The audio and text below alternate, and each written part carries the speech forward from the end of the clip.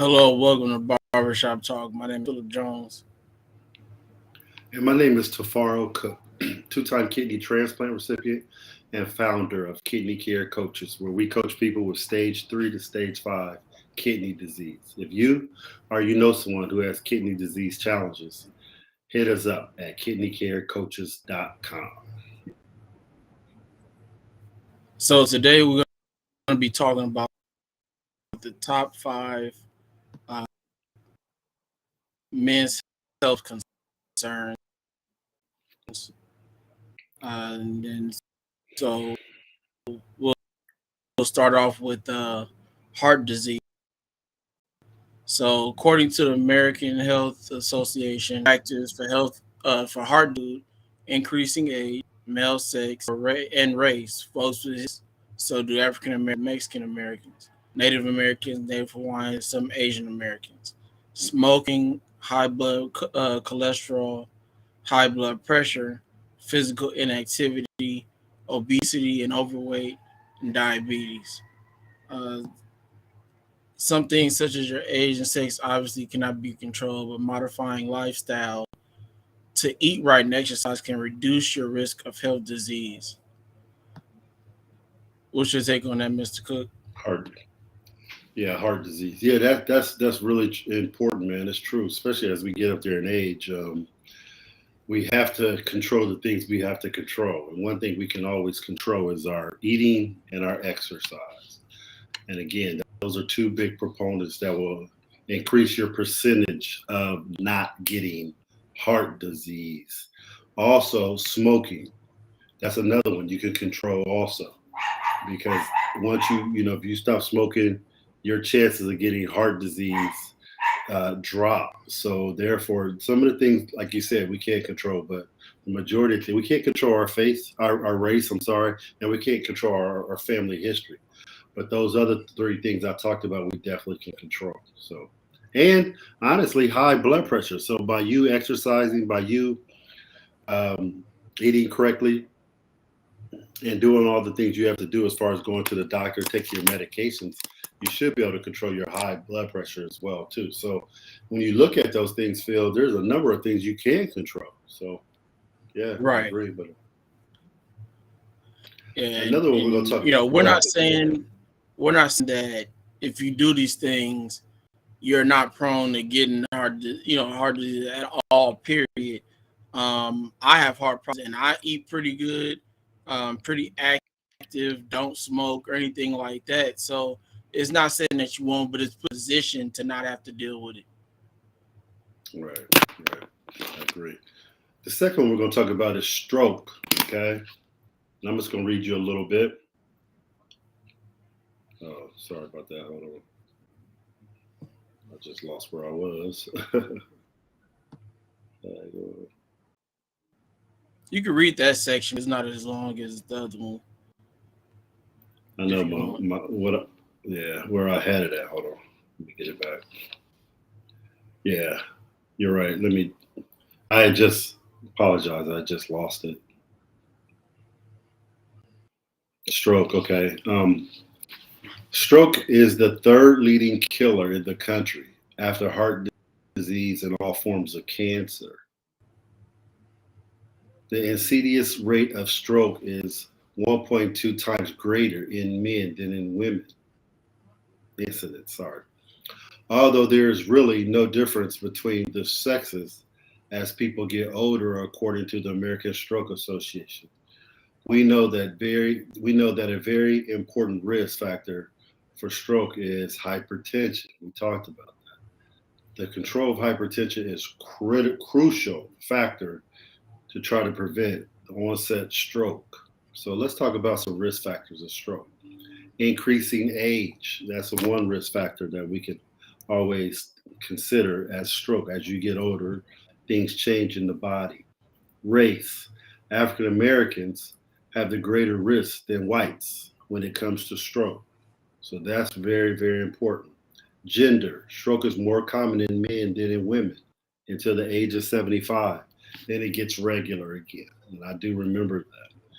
Personal history of stroke are transistant ischemia, ischemia attacks. That's very, very important also. Those are what we consider mini strokes. Because a lot of times some people have mini strokes. I've seen people go to the doctor and they've had many strokes and didn't even know. You know what I'm saying? Just like they had a heart attack and not even know it. So those things are very, very important also. Um, Diabetes, high cholesterol, heart disease, smoking, including secondhand smoke. That's another. Physical inactivity, obesity, alcohol and substance abuse. All these can create a, how should I put it, a area where you can cause stroke, especially if you're doing a couple of these things, Phil. You know what I'm saying? If you're smoking and you're out here drinking and you live in a sedentary lifestyle, you are making a good environment for a stroke to happen. Because, you know, if you're eating wrong, you got high blood pressure and you're smoking, you're having kicking in, doing all these things and not taking care of your health, you're creating I should call it an environment that can cause these things to happen. What's your thoughts, Phil? Agree. And one thing I want to say is that I know a lot of these things we're repeating ourselves, but that just shows you that, taking food nutrition wise and the way that you're active, whether it's, walking around the block 4 or 5 times, lifting small weights or heavy weights, however you feel comfortable lifting in the gym, or if you have your own set at home, how that can just keep you out of the woods in a lot of situations. Those are one of the number ones and two things that can keep you out of health situations is just the way you eat and the way that you're, physically active. So, don't think this we're just repeating ourselves just to repeat ourselves, but it's important facts that you need to know for these specific that you may find yourselves in. You may already be dealing with with heart problems. Let's sit down and figure out, what you've been eating. Are you active? Smoke, those types of things like that. It's all about going down the list of things that they list here. Do you do these things or not?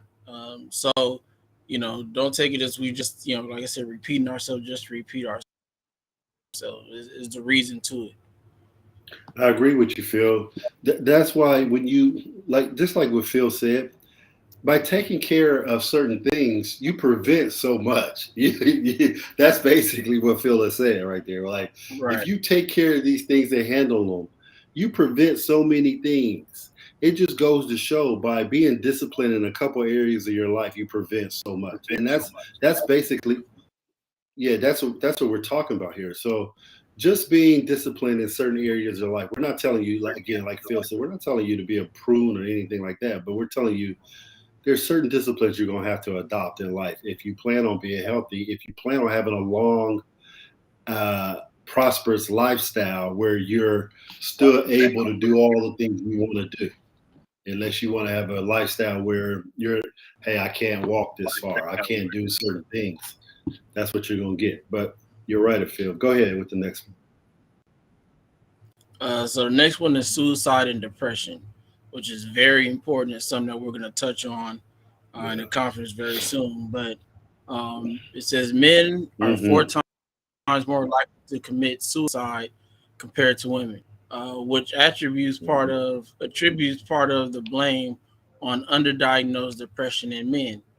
William Pollack, Hmm. PhD, assistant clinical professor of psychiatry at Harvard Medical School, agrees men are more prone to suicide because they're likely to openly show depression and have somebody Hmm. recognize it early enough to treat it or to have themselves recognize they're in trouble. According to the National Institute of Mental Health, more than 6 million men have depression.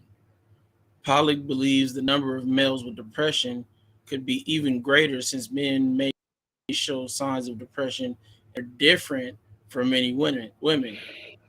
So instead of sadness, Pollack says depression falling ways in men: anger, depression, aggression, work burnout, So you just like working nonstop, just to be at work working overtime, and you're not coming home getting your rest to rejuvenate things of that nature. Risk taking behavior, midlife crisis, alcohol and substance abuse kind of go hand in hand with each other because the alcohol can come in the time of midlife crisis.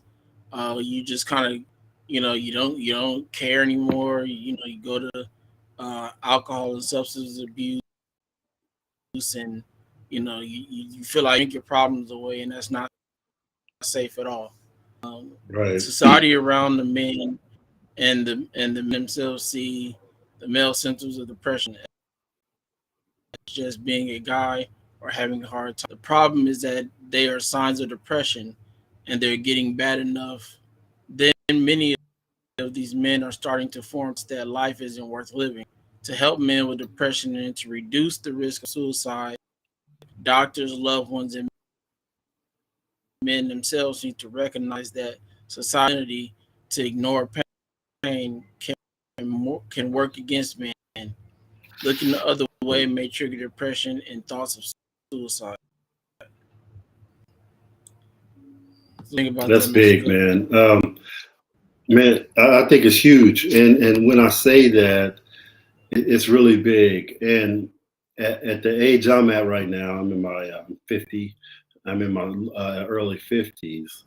I totally agree with you on that because I see, I've had friends who had midlife crisis and it acts out just like an aggression, just like you just said, anger, you know, they also, men have this macho attitude where to the point where we just shrug things off. So how we handle things is by substance abuse, smoking, drinking, sometimes fornicating, all types of things, risky sexual behaviors, all these type of things. Because unlike women, men hold things in.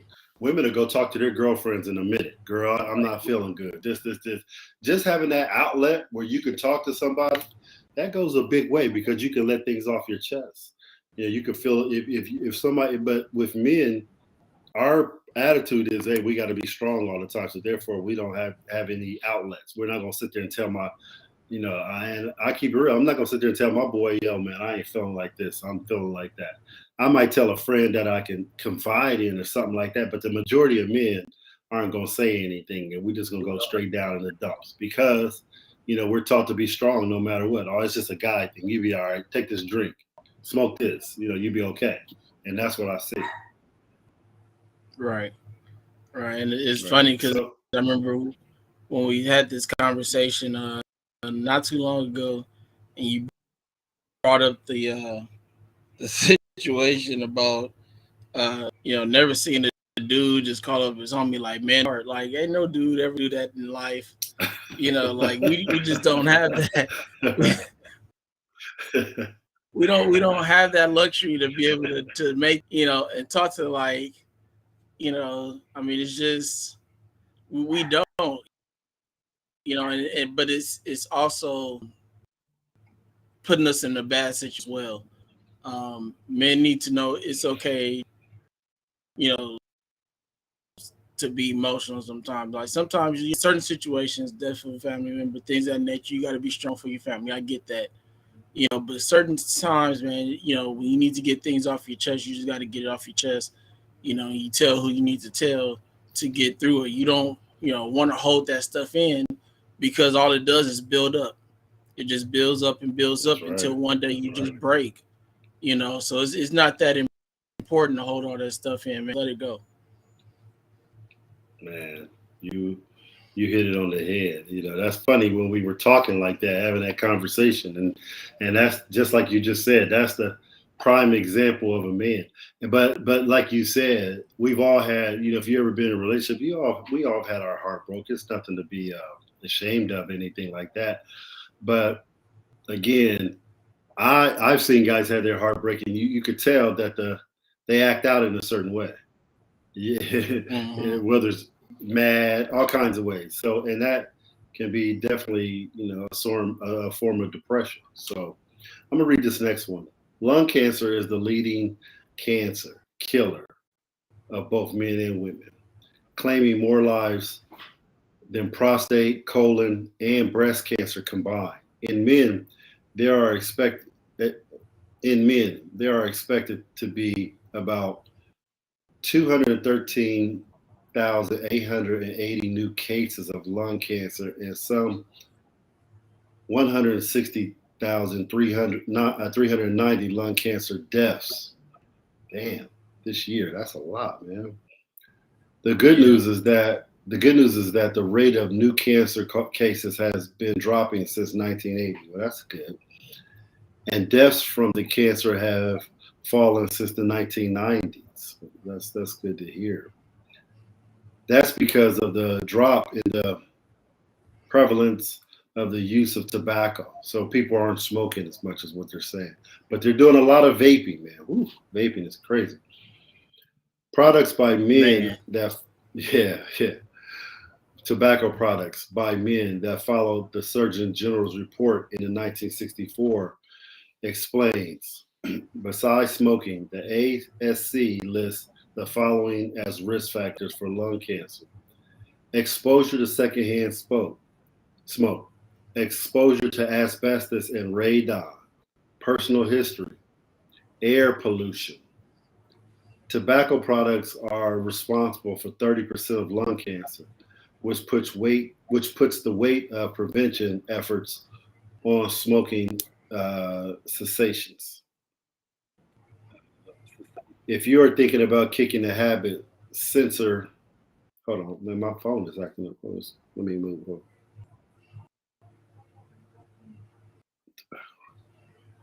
If you are thinking about kicking the habit, Censor recommends the following resources: American Cancer Society, National Cancer Institute, Smoking Quit Line. According, man, my phone keeps on jumping to things. I don't know what's going on, but I just lost it. But again, let's talk about smoking, man. Smoking is very critical. Now, I'm not gonna say I don't smoke. I smoke a cigar every now and then. I at least smoke once a month, and I enjoy it. But again, smoking is the lead. Smoking 30% of lung cancer comes from smoking. And another challenge with that is asbestos, radon, and several other things. And secondhand smoke, which is very, very important. Because I've seen people have cancer of the lungs and never smoked a cigarette in their life, but they've been around people who smoke cigarettes and things like that. What's your 90%. thoughts on that, Phil? Go ahead. I'm getting some feedback. Go ahead.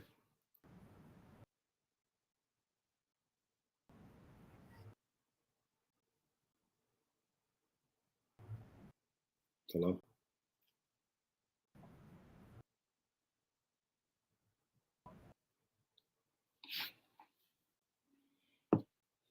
Hello.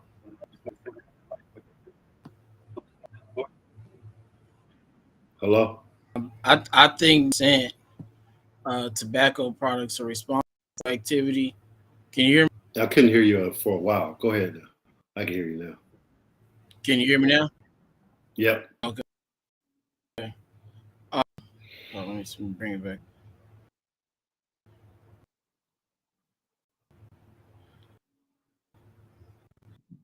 Um,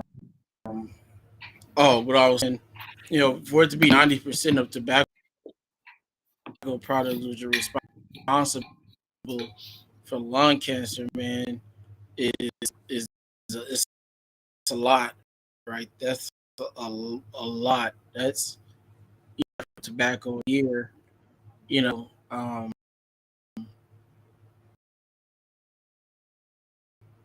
And well, from, lung cancer in general, my question is, what it causes lung cancer? Um, and it's something that we can control. Just like your nutrition, activity. This is another thing that you control. You have the ability to quit if you want.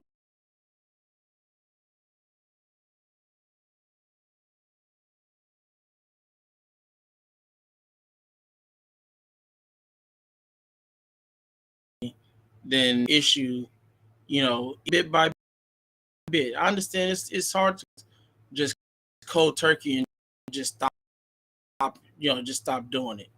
You know, but I'm gonna tell you, like Fred Hills, that celebrate small victories. Celebrate those small do. If he made a uh analogy on our ending result at the end. So, man, if you're a smoker, heavy smoker, and you trying to quit, just take it bit by bit. I'm not saying you got to just you know smoke today, don't tomorrow. Take a bit. Eventually, at one point, you get to the point where you don't smoke anymore. But small wins. Uh, Cameras Cook.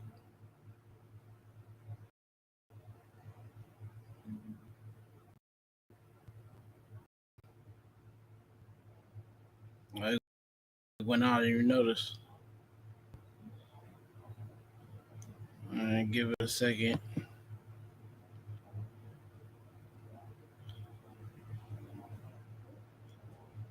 They'll be back in a minute.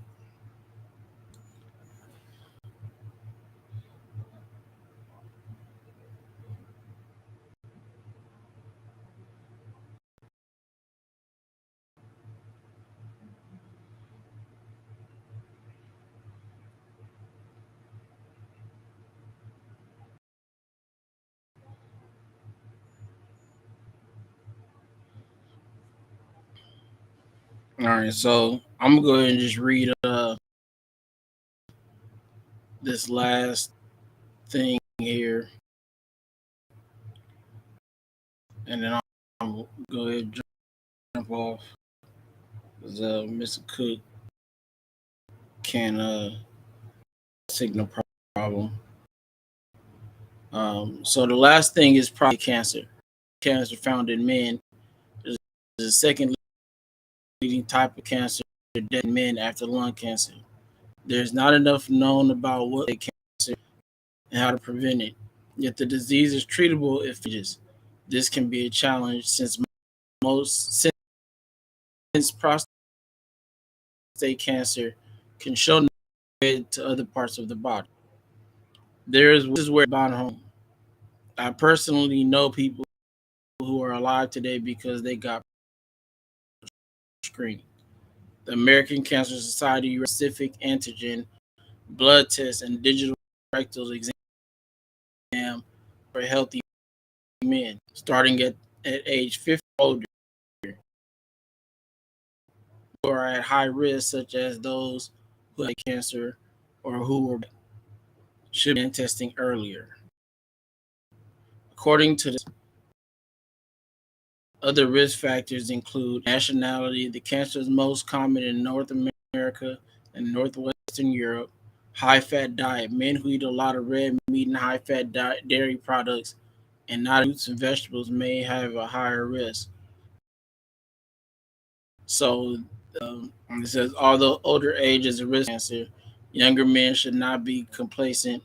30% of prostate cancers occur in men under age 65. The younger a man is, the aggressive the tumor is, says Stephen F. Center, MD, ACS president. So I'm going to go back again to, what you eat is very important. High five diet, just meats and no fruits and vegetables. You got to incorporate some fruits and vegetables into your daily life. You have to be, eating those green vegetables, those colored vegetables, fruits. That's all that stuff out. All that red meat and stuff that you eat gets flushed out with vegetables and fruits and stuff. I just like I told the people who smoke, take small steps. If you not don't eat, take it in steps. Eat one fruit, one vegetable a day, and then you'll progress through time. It'll get easier for you to be able to eat those things that you didn't normally eat before. So we'll see you guys on Sunday on the second chance. We'll meet myself and Mr. Cook. If you coming through, if you're watching this live or if you watch this replay, if you have any questions, please drop your questions in the comments. We'll be more than any questions that you have. We appreciate you. We love you.